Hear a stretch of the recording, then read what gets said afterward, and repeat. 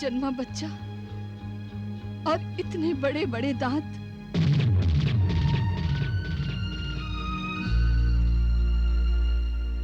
इतने वर्षों पश्चात मैंने अपनी कोख से जन्म भी दिया तो एक राक्षस को।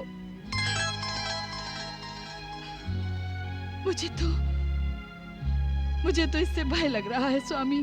नहीं नहीं महारानी, माँ कभी अपने पुत्र से भयभीत होती है भला? हाँ, ये हमारा पुत्र है। इसके दो बड़े दांत बता रहे हैं कि हमारा पुत्र महाबलशाली है। किंतु महाराज। किंतु क्या महारानी? श्री गणेश क्या एक दंत नहीं कहलाए? हमारे पुत्र के यदि दांत वक्र है तो क्या हुआ? हम इसे दंत वक्र कहेंगे, दंत वक्र।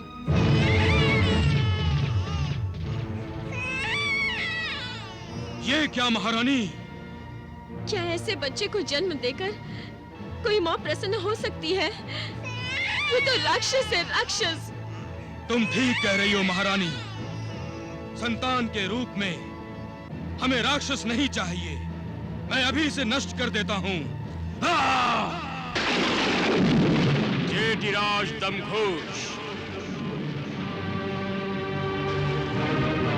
महारानी श्रुति, अपने पुत्र से भयभीत मत हो, इससे प्रेम करो और इसका उचित रूप से पालन पोषण करो।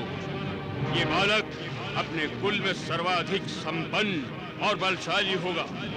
इसकी भुजाएं और आंखें तभी सामान्य होंगी जब इसे कोई ऐसा व्यक्ति उठाकर अपनी गोद में लेगा जो कालांतर में इसका वध भी करेगा।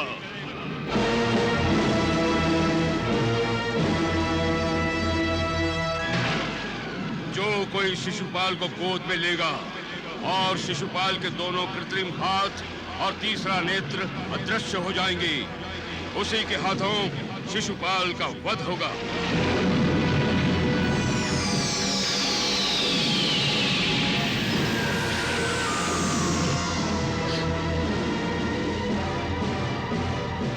मेरे पुत्र का वध मत करना कृष्ण।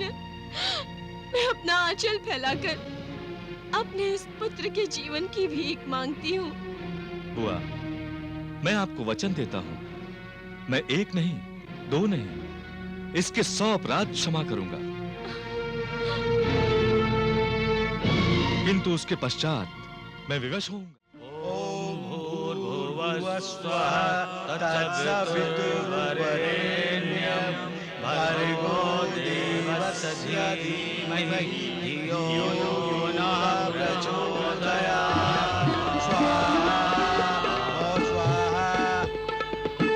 महाराज, इस बालक के सभी अनिष्ट ग्रहों का जब पूजन पूर्ण हुआ, अब आप दोनों खड़े होकर अपनी और अपनी संतान के लिए प्रार्थना कीजिए।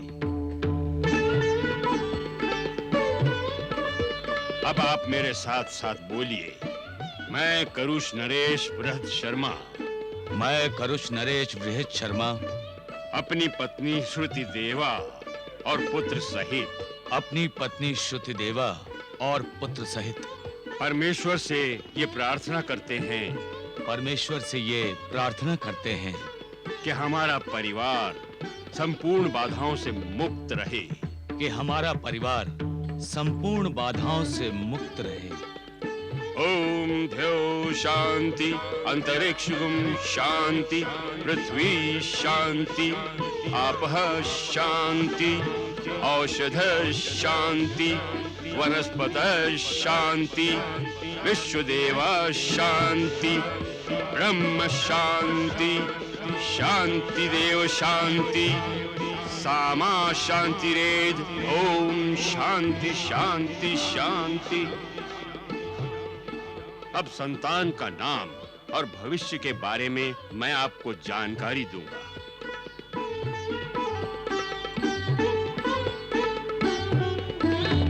जन्म लग्न नक्षत्र काल के अनुसार इस बालक की जन्म राशि वृश्चिक है। बालक का जन्म विशाखा नक्षत्र के चरण में हुआ है। इस गणना के अनुसार बालक के नाम का प्रथम। अब राशि के अनुसार बालक का नाम कुछ भी निकले गुरुदेव, पर हमने तो इसका नाम दंतवक्र रख दिया है। तो ठीक है, इस बालक को दंतवक्र के नाम से संसार में प्रसिद्धि मिलेगी। गुरुदेव, मगधराज राजमहल में पधारे हैं। उनका स्वागत करो। जो आज्ञा गुरुदेव।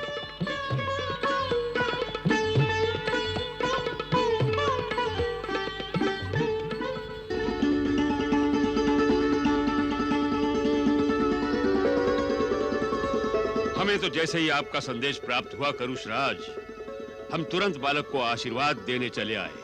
आपने मुझे अपनत्व देकर कृतार्थ कर दिया सम्राट। शिशु के लिए हमारी ओर से ये भेंट स्वीकार कीजिए।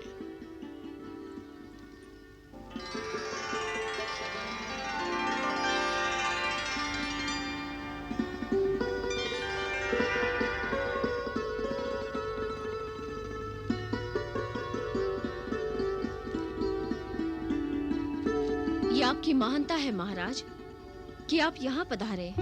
हमें तो ये जानकर प्रसन्नता हुई कि भाग्य ने जब तक कृपा नहीं की तो नहीं की, और जब की तो दोनों बहनों को साथ साथ पुत्र लाभ प्रदान किया।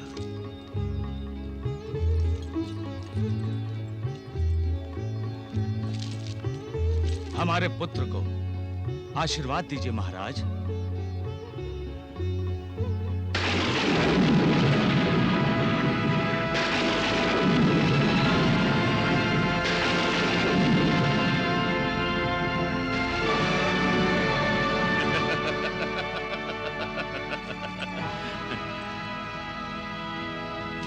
अब हमें आज्ञा दीजिए करुषराज, हमें चेटीराज के पुत्र को भी आशीर्वाद देने जाना है।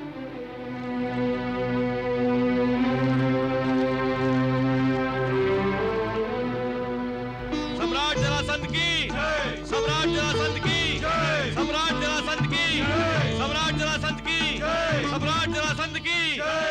सम्राट जरासंध को दमघोष का प्रणाम। सम्राट, आपने चेटी देश आकर हमारा जो सम्मान बढ़ाया है, उसके लिए चेटी देश और दमघोष आपका आभारी है। आपका निमंत्रण हम कैसे अस्वीकार कर सकते थे। आपको पुत्र लाभ हुआ, हमें जानकर प्रसन्नता हुई और हम उसे आशीर्वाद देने चले आए। महारानी और बच्चा कहाँ है? आइए आइए सम्राट, आइए।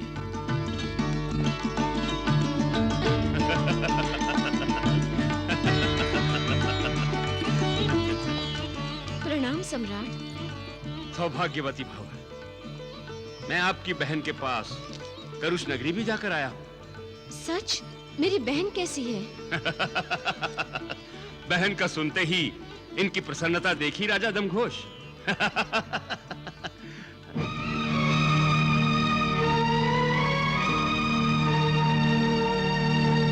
ये क्या? यही आपका पुत्र है राजा दमघोष? हाँ सम्राट। परंतु हमने तो सुना था कि आपके यहाँ विचित्र शिशु ने जन्म लिया है, जिसकी 4 भुजाएं और 3 नेत्र हैं। ये तो सामान्य शिशु है। आपने सत्य सुना था सम्राट। जन्म के समय यह असामान्य ही था, परंतु जब श्री कृष्ण ने इसे अपनी गोद में उठाया तो इसका तीसरा नेत्र और अतिरिक्त दोनों भुजाएं लुप्त हो गए। लुप्त हो गए? उस कृष्ण के गोद में उठाने से? अर्थात वो ग्वाला यहाँ आया था? हाँ सम्राट, आप तो जानते ही हैं, श्री कृष्ण श्रुति के भाई के बेटे हैं, हमारे संबंधी हैं। श्री कृष्ण और बलराम दोनों हमें बधाई देने आए थे। तो आपने ये समाचार हमें क्यों नहीं भेजा राजा दमघोष? ये जानते हुए भी कि कृष्ण हमारा शत्रु है, आपने उसे यहाँ से वापस कैसे जाने दिया? वो हमारे अतिथि थे सम्राट, और अतिथि के विरुद्ध कुछ भी करना अधर्म है। अधर्म तो आपने अपने सम्राट के शत्रु को अतिथि बनाकर किया है। मैं क्षमा प्रार्थी हूँ सम्राट, मेरे मन में इस तरह का विचार ही नहीं आया। क्यों नहीं आया? क्या आप नहीं जानते कि कृष्ण ने हमारी पुत्रियों को विधवा बनाया है। आपकी कीर्ति इतनी उज्जवल है सम्राट कि कृष्ण का सोचना सूर्य के होते हुए दिए के सोचने समान है। आप वीर बाहु हैं। आज तक आपने अपने शत्रुओं पर सदा विजय पाई है। चारों दिशाओं में मगध सम्राट जरासंध की जय जयकार होती है। कृष्ण के आने का समाचार हम आपको देते और आप यहाँ चेटी देश आकर कृष्ण पर चोरी छिपे आक्रमण करते तो आपका बड़ा अपयश होता सम्राट। सारा संसार आपको कपटी कहने लग जाता और ये सुनना हमें कदापि अच्छा न लगता। हाँ, मैंने आज तक कभी छल कपट से युद्ध नहीं किया। मुझे अपने बाहुबल पर, अपने शौर्य पर विश्वास है। चेटी देश की महारानी, आप ठीक कह रही हैं। परंतु हम कृष्ण से प्रतिशोध लेंगे। हम मथुरा पर आक्रमण करेंगे। अवश्य सम्राट, अवश्य। हम आपके साथ हैं। हम जानते हैं, हम जानते हैं।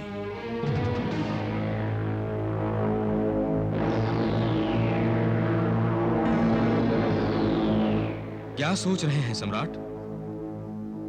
कृष्ण ने इस बालक को गोद में उठाया और बालक के 2 हाथ और तीसरा नेत्र लुप्त हो गए। हाँ सम्राट। अर्थात कृष्ण के हाथों इस बालक का वध होगा।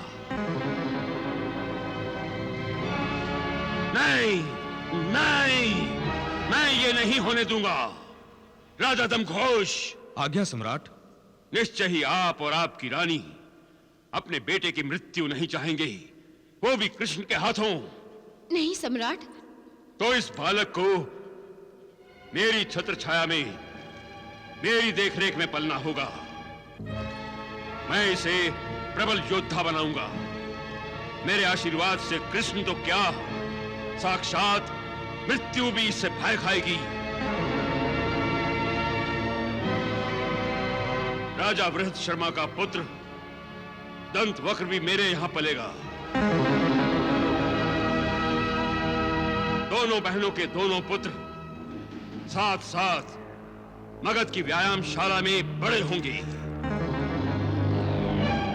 ये इतने बलशाली होंगे कि कृष्ण इनका नहीं, ये कृष्ण का वध कर देंगे।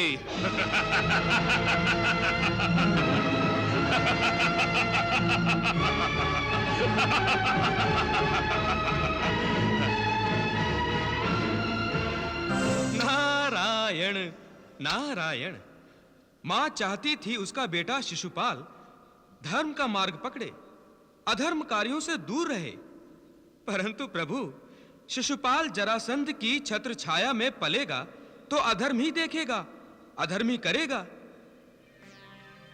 जब तक वो बड़ा होगा तब तक अधर्म की छाया में उससे 100 तो क्या न जाने कितने 100 अपराध हो जाएंगे। क्या महारानी श्रुति श्री कृष्ण का वचन भूल गई हैं? देवर्षि, मनुष्य का मन बड़ा विचित्र है। श्रुति जानती है कि श्री कृष्ण परमेश्वर हैं, फिर भी उसके हृदय के किसी कोने में यह इच्छा सिर उठा रही है कि शिशुपाल अपराध नहीं करेगा, वो अधर्म नहीं करेगा और श्री कृष्ण अपने वचनानुसार शिशुपाल का वध नहीं करेंगे। यही विधि का विधान कहा जाता है देवर्षि। नारायण, नारायण, नारायण, नारायण। आपने झट से शिशुपाल को मगध में पलने की अनुमति कैसे दे दी? देखा नहीं जरासंध कृष्ण के नाम से कैसे जल भुन रहा था? क्या हमें अपने पुत्र की रक्षा नहीं करनी चाहिए? किससे रक्षा? साक्षात परमेश्वर से। आप क्या समझते हैं जरासंध ने दंतवक्र और शिशुपाल को अपनी छत्र छाया में लेने का प्रस्ताव हमारा हितैषी बनकर और हम पर अनुग्रह करने के लिए किया है? नहीं नहीं, मैं जानती हूँ उसके मन में क्या है। क्या है? जरासंध दंतवक्र शिशुपाल के मनों में बचपन से ही कृष्ण के प्रति द्वेष और शत्रुता की भावना भरेगा, और इसी बात के भय से मेरा मन विचलित है स्वामी। जरासंध के साथ रहते रहते वो कितने अपराध कर बैठेगा स्वयं उसे पता नहीं होगा, और कृष्ण ने मुझे उसके 100 अपराध क्षमा करने का वचन दिया है, और उसके पश्चात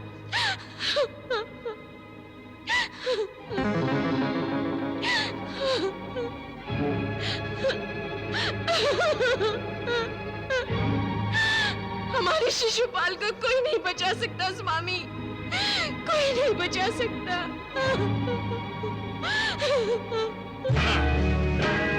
शाबाश, प्रहार करो।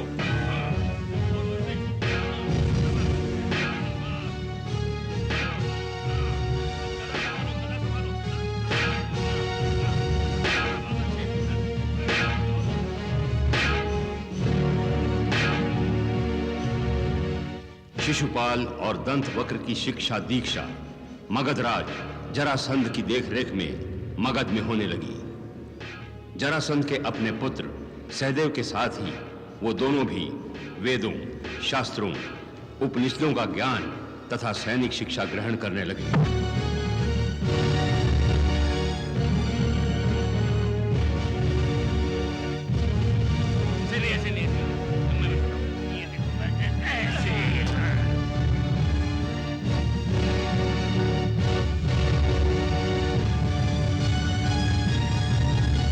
शिशुपाल। जी गुरुदेव। दंतवक्र। आज्ञा गुरुदेव। क्या दिखाई दे रहा है आप दोनों को? हमारा शत्रु। केवल शत्रु दिखाई नहीं देना चाहिए, शत्रु का मारक स्थान भी दिखाई देना चाहिए। जी गुरुदेव। कौन है आपका शत्रु? कृष्ण। कृष्ण से भयभीत होते हो, जो इतने हल्के स्वर में आवाज निकाल रहे हो? फिर कृष्ण का नाम लेने से शर्माते हो? नहीं। अपने शत्रु का स्मरण करते ही शरीर में प्रतिशोध की आग भड़कनी चाहिए। ये वही कृष्ण है, दंतवक्र, शिशुपाल, जो तुम्हारा काल बनने वाला है। तुम दोनों के जीवन का लक्ष्य है कृष्ण। कृष्ण। कृष्ण।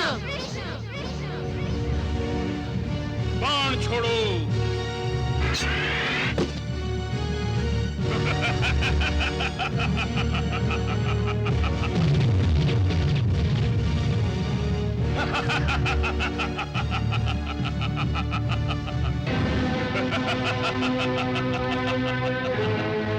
मेरा प्रतिशोध एक विकराल रूप धारण कर रहा है। शिशुपाल और दंतवक्र अब बचपन से ही कृष्ण से द्वेष करने लगे हैं। जहरीले नागों में फन का रूपांतर होने में अब अधिक विलंब नहीं होगा। ऐसे जहरीले नाग बनेंगे वो दोनों कि डंक मारते ही कृष्ण सीधा यमलोकवासी बन जाएगा।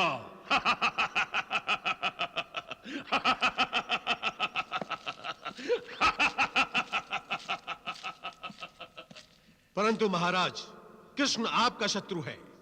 उसके विरोध में आप शिशुपाल और दंतवक्र को क्यों खड़ा कर रहे हैं? क्योंकि शिशुपाल और दंतवक्र दोनों कृष्ण के भाई हैं, अपने। मैं कृष्ण के अपनों को ही कृष्ण के विरोध में खड़ा करना चाहता हूं। इतना ही नहीं महामंत्री, कृष्ण के विरोध में मैं संपूर्ण संसार को खड़ा करना चाहता हूं। इस कृष्ण ने मेरी पुत्रियों का सुख चैन सब कुछ छीन लिया है। मैं कृष्ण के प्राण छीन लेना चाहता हूं।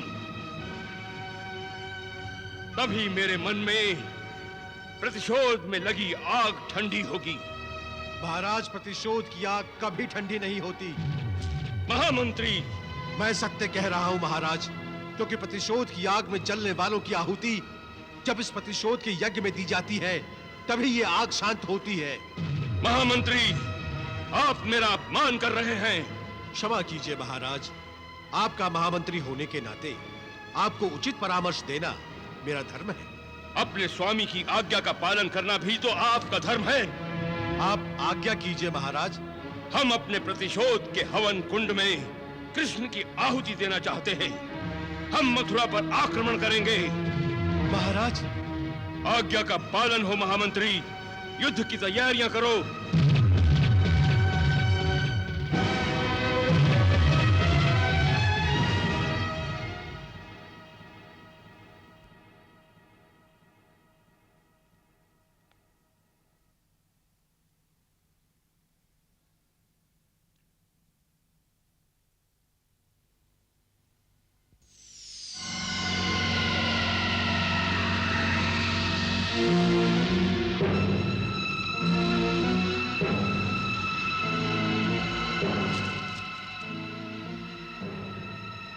कौन हो तुम?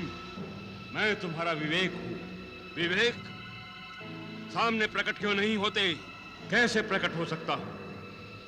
तुम्ही ने तो अपनी शक्ति के अहंकार के आवरण से मुझे ढक दिया है। नहीं, मुझे कोई अहंकार नहीं है।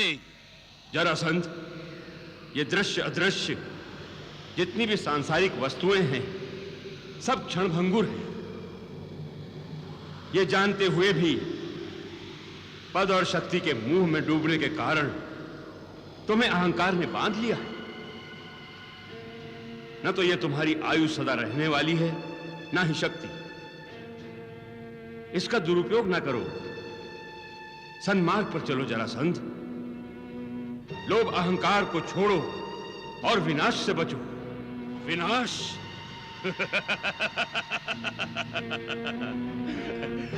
मेरा विनाश?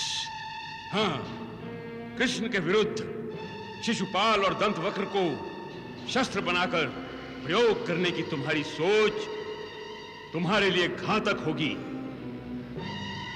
ऐसी नीति मत अपनाओ जिससे तुम्हारा स्वयं का विनाश हो जाए। क्या विनाश विनाश चिल्ला रहे हो? जरासंध अपनी विनाश लीला में ही विकास ढूंढता है। कहीं विनाश होगा तभी तो मेरे साम्राज्य का और मेरी शक्ति का विकास होगा। यही मेरी योजना है और आकांक्षा भी। ऐसी महत्वाकांक्षाएं कभी पूरी नहीं होती। मुझे तुम्हारे परामर्श की कोई आवश्यकता नहीं। तुम मेरा विवेक हो ही नहीं सकते। चले जाओ यहां से। मैं कहता हूं चले जाओ। सत्य कहा तुमने। अब वास्तव में तुम्हें मेरी आवश्यकता नहीं है।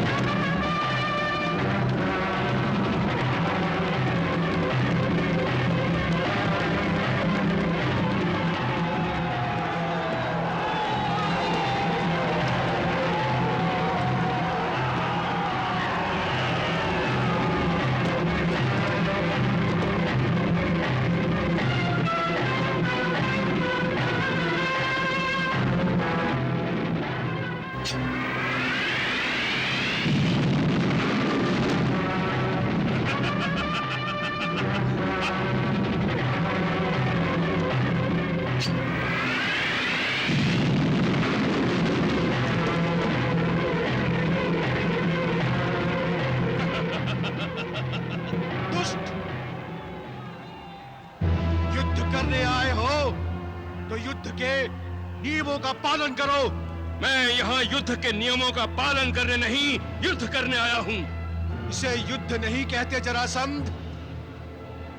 निर्बलों पर अस्त्रों का प्रयोग करके तुम उनका विनाश कर रहे हो। ये सरासर अधर्म है। युद्ध में कोई अधर्म नहीं होता मूर्ख।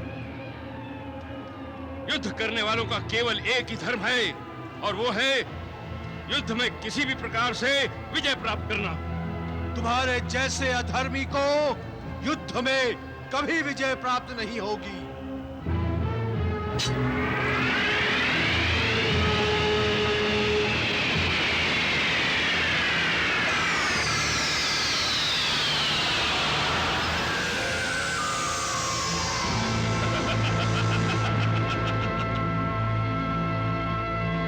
कहाँ है तुम्हारा अनुज कृष्ण? प्राण भय से मथुरा में ही छिपा बैठा है। मैं यहाँ आपके सामने हूँ सम्राट जरासंध। ऐसा प्रतीत होता है कि आप युद्ध करते करते थक गए हैं। आपको विश्राम की आवश्यकता है सम्राट जरासंध।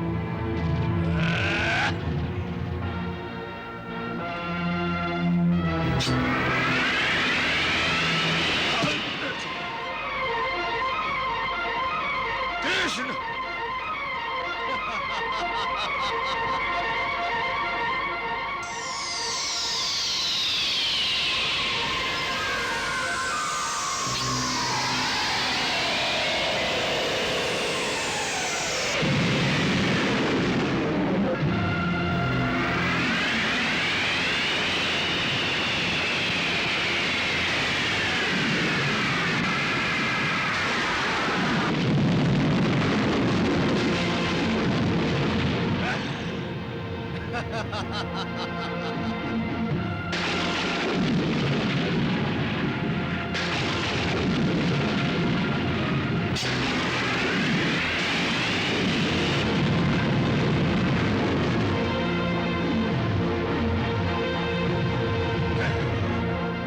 गौराक्ष, सूचिमुख, सिंहाक्ष, विराटाक्ष, प्रकट हो, प्रकट हो।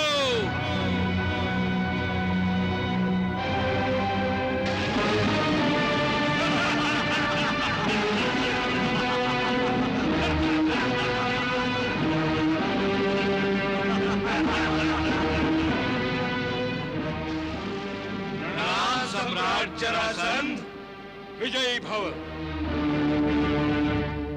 कन्हैया, जरासंध तो अधर्माचरण कर रहा है। और हम धर्म की पुनः स्थापना के लिए अवतरित हुए हैं दाऊ भैया। कन्हैया, परंतु युद्ध में मायावी राक्षसों का सम्मिलित होना अच्छा ही है दाऊ भैया। कन्हैया, हमें अधर्मियों का विनाश करना ही है दाऊ भैया।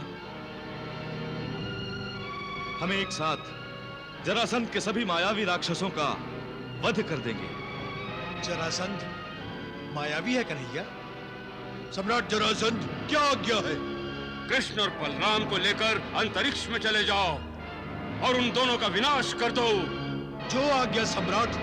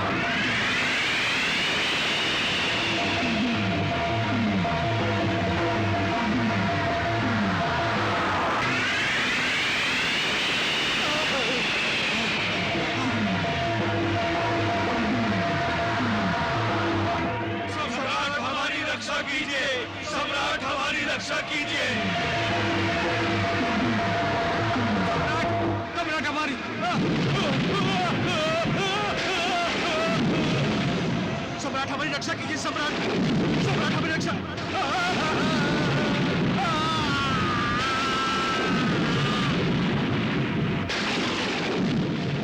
रक्षा कीजिए।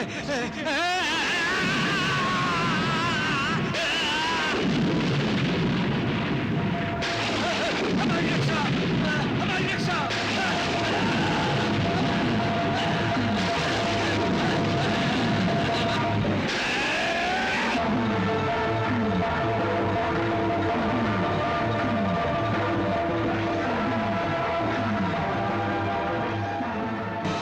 तो धर्म की बात करते हो और मायावी युद्ध कर रहे हो।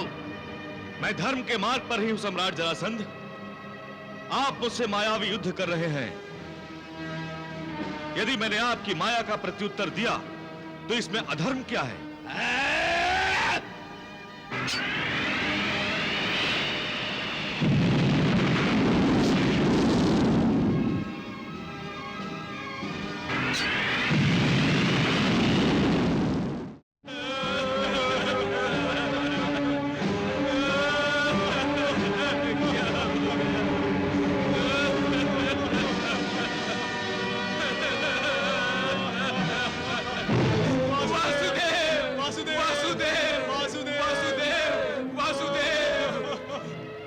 देख लो देवकी नंदन, मथुरा की दशा को देख लो। इसे दशा नहीं कहते वासुदेव, ये तो दुर्दशा है, दुर्दशा। उस दुष्ट नीच जरासंध ने नगरी की ये दुर्दशा बना दी है। उस पर प्रतिबंध लगा दो वासुदेव, उस पर प्रतिबंध लगा दो। उसके प्रत्येक आक्रमण के समय नगरी में मृत्यु तांडव करती है। हमारी रक्षा करो वासुदेव, वासुदेव हमारी रक्षा करो, हमारी रक्षा करो वासुदेव।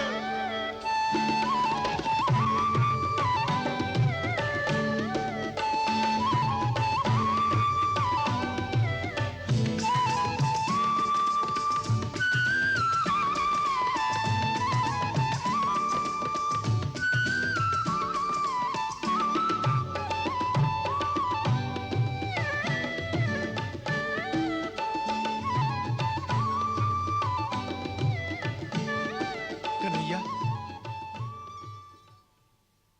दाऊ भैया,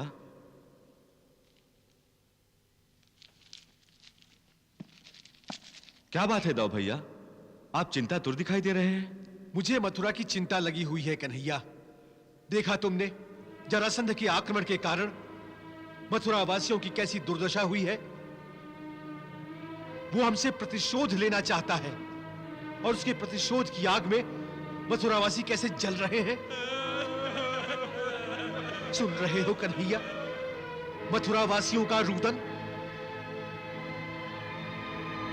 मुझे एक बात समझ में नहीं आती कन्हैया, तुम जरासंध के प्रति इतने दयालु क्यों हो? दयालु? और नहीं तो क्या, तुमसे बार बार पराजित होकर वो मथुरा पर आक्रमण करता रहा। तुमने उसकी सेना का संहार किया, तुमने उसके मायावी साथियों राक्षसों का संहार किया, परंतु क्या दाऊ भैया? परंतु तुमने अपना सुदर्शन चक्र क्यों नहीं जलाया? उसे बार बार जीवन दान देना क्या दयालुता नहीं है? उसकी सेना का संहार करते हो परंतु उसका नहीं। तुम्हें तो अधर्मियों का विनाश करना है कन्हैया। क्या जरासंध अधर्मी नहीं है? मैं जरासंध का वध क्यों नहीं कर रहा हूं, इस प्रश्न का उत्तर आपने अभी अभी स्वयं दे दिया दाऊ भैया। मैंने? हां दाऊ भैया, धर्म की पुनः स्थापना करना और अधर्मियों का विनाश करना, यही मेरा जीवन कार्य है। और यदि जरासंध मुझे अधर्मियों का विनाश करने का अवसर दे रहा है तो मुझे उसे तब तक जीवित रखना है जब तक वो अधर्मियों को बार बार मेरे सामने लाकर खड़ा कर देता है। मैं समझा नहीं कन्हैया। दाऊ भैया, जरासंध बार बार पराजित होकर जाता है और फिर से राक्षसों की सेना एकत्रित कर वापस आता है और मुझे राक्षसों और अधर्मियों का वध करने का अवसर मिलता है। इसी कारण मैंने उसे अब तक जीवित छोड़ रखा है। परंतु उसे जीवन दान कब तक मिलेगा कन्हैया? समय आने पर जरासंध का भी वध होगा। हां दाऊ भैया। तब तक हम मथुरावासियों को कैसे धीरज देंगे? दाऊ भैया, मैं मथुरा वासी और मथुरा नगरी को किसी सुरक्षित स्थान पर ले जाना चाहता हूं ताकि जरासंध सहज रूप से मथुरा नगरी पर आक्रमण ना कर सके।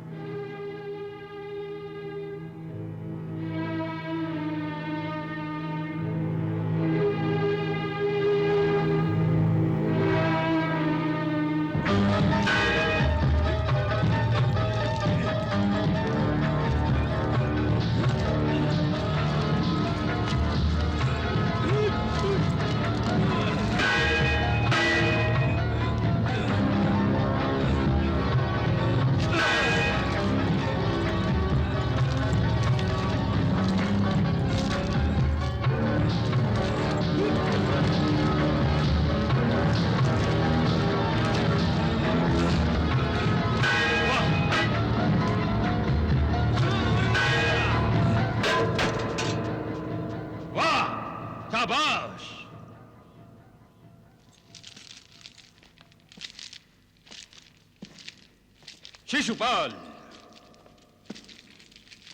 दंतवक्र, प्रणाम काकाश्री। दंतवक्र, प्रणाम काकाश्री। तुम दोनों द्वापर युग के महान योद्धा बनोगे। महाराज, इस वसंत उत्सव में राजकुमारों को अपनी शस्त्र विद्या का प्रदर्शन करने का अवसर प्राप्त होगा। हाँ महामंत्री, परंतु इस वसंत उत्सव से पहले हम कृष्ण और कृष्ण की मथुरा पर विजय प्राप्त करना चाहते हैं। फिर मगध के वसंत उत्सव का रूपांतर हमारे विजय उत्सव में हो जाएगा। हम भी आपके साथ मथुरा पर आक्रमण करना चाहते हैं काकाश्री। नहीं शिशुपाल, काकाश्री, क्या आपको हमारी युद्ध विद्या और अस्त्र शस्त्र विद्या पर विश्वास नहीं? काकाश्री। दंतवक्र, तुम और शिशुपाल मेरे शिष्य हो। तुम दोनों परिपूर्ण योद्धा बन गए हो। फिर भी मैं नहीं चाहता हूं कि तुम दोनों को साथ लेकर मैं मथुरा पर आक्रमण करूं। जब मुझे प्रतीत होगा कि कृष्ण से प्रतिशोध लेने में मैं असमर्थ हूं, तब मैं अवश्य तुम दोनों की सहायता लूंगा। परंतु अब मैं स्वयं मथुरा पर आक्रमण करूंगा।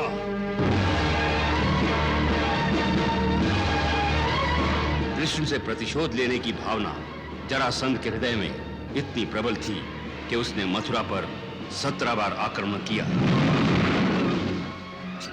वो हर बार राक्षसी सेना इकट्ठी करके आक्रमण करता और हर बार कृष्ण और बलराम उन राक्षसों का वध कर देते और जरासंध लौट आता। किंतु बार बार के युद्ध से मथुरा वासियों को त्रस्त होते देख श्री कृष्ण ने विश्वकर्मा को बुलाया और उसे मथुरा से दूर समुद्र में द्वीप पर द्वारिका नगरी निर्माण करने का आदेश दिया।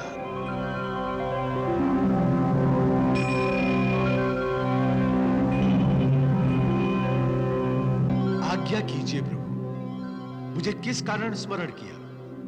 हे विश्वकर्मा, आप देवशिल्पी हैं, वास्तु शास्त्रज्ञ हैं। सभी देवताओं के प्रासाद आप ही ने बनाए हैं। देवेंद्र की अलकापुरी नगरी का निर्माण भी आप ही ने किया है।